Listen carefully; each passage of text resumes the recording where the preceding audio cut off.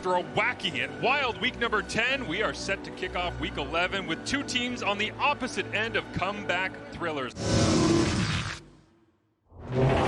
Change that as much as he loves throwing it to Brady. Well, now they split him out wide and down the shoot. It is Nick Dembski. What a throw by Collaros on the fly and make it 80 straight games. Nick Dembski with a grab.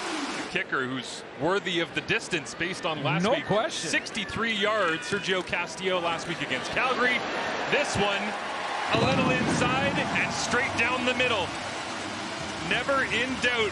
Brown digs in for the first time here tonight in the place he used to call home. Goes to the outside, hangs this one out.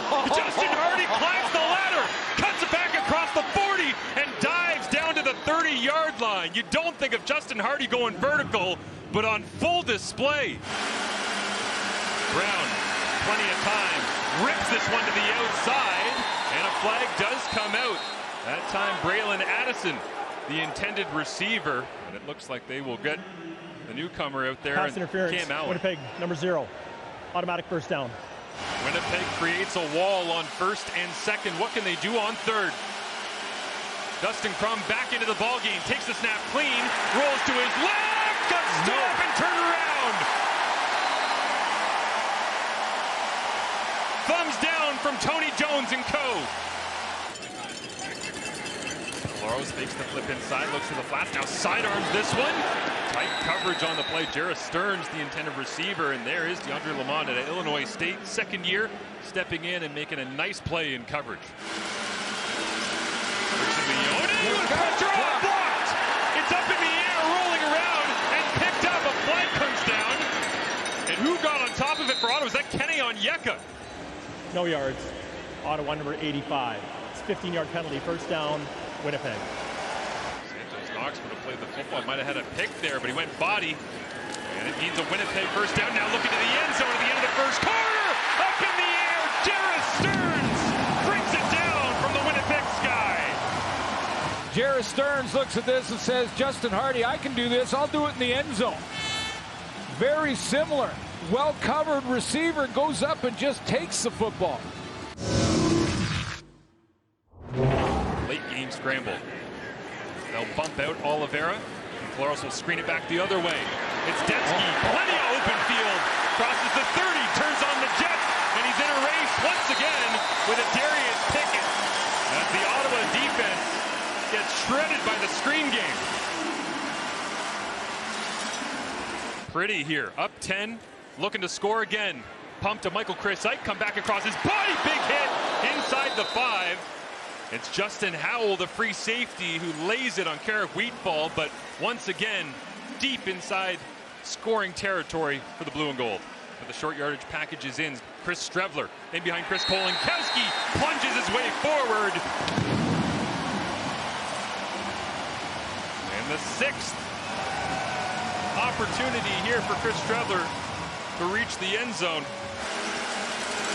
This distance, he's 8 of 12. On the season, make it 9 of 13. There's their cornerstone on offense, Willie Jefferson on defense. Collaros also 4-0 at home in West Finals, and they'd love to play it here with a Grey Cup coming to this turf. 2nd and 6. Brown looks to his right, over the top, up and it's picked off. Evan Holm running it back for the Bombers. As Holm gets his 3rd of the season. 70-yard pick 6, but it falls incomplete, and now from 39 yards away, Sergio Castillo needs to add on to his stellar season and knocks this one through. Addison splits out wide late, uses the waggle. Brown looks underneath on the crossing route, forces it into traffic, and should have been intercepted. Sergio Castillo's been money, a 17-point advantage. The Winnipeg Blue Bombers. Collaros with a clean pocket and throws this one up for grabs, intercepted. And CJ Colden digs it out from the turf.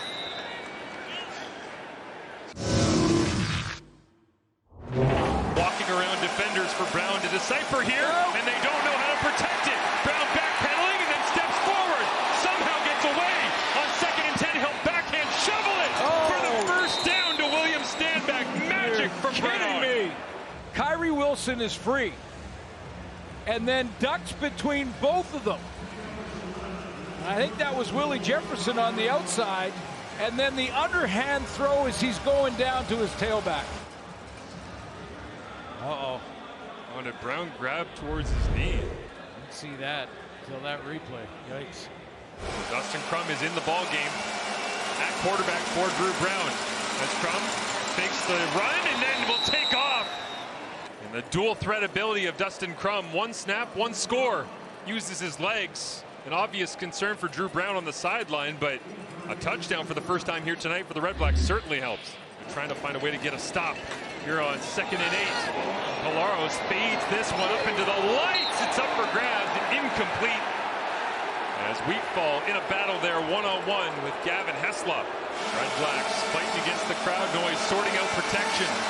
As Crum gets hit, held on to it as long as he could, and finally hits the deck. Tanner Schmeckel.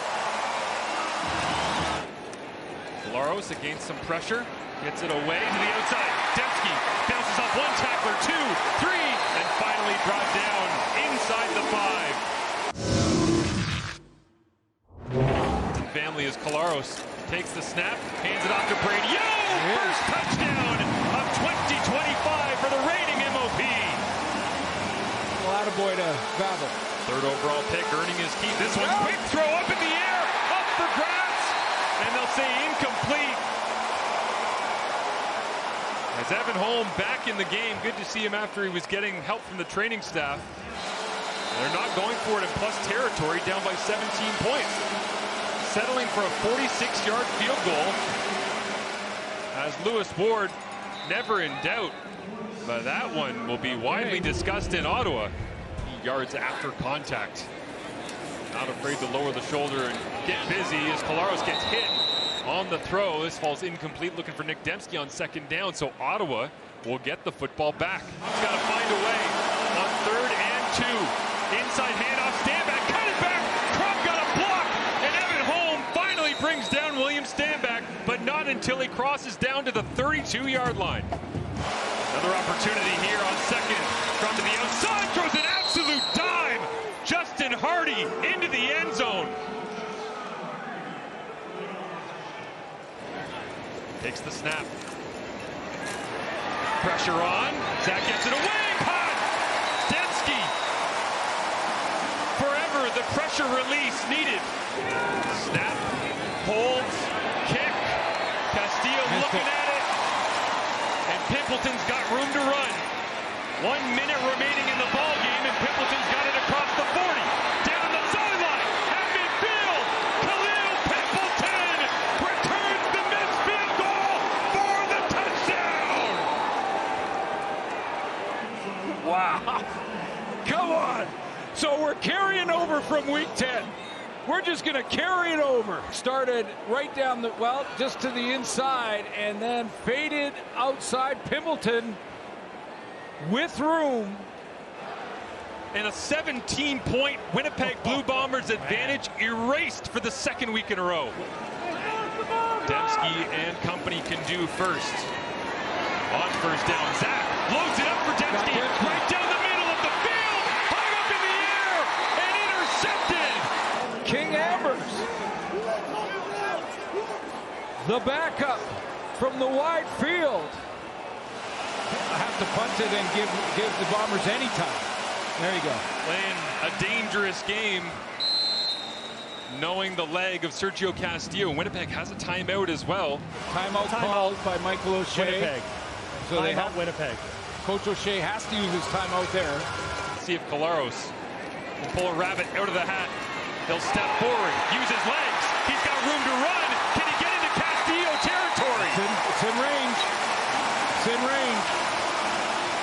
Unquestioned at this point as they'll look to throw it to the outside, and ice in the veins of Nick Dembski. That is well within Castillo territory as the clock strikes 0 here on Thursday Night Football in Winnipeg. Castillo, as flags come up, the kick is good. That's the flags. And the penalty is against Ottawa, but Winnipeg finds a way here at home to move to 5-4, and it's some Redblacks redemption for Sergio Castillo.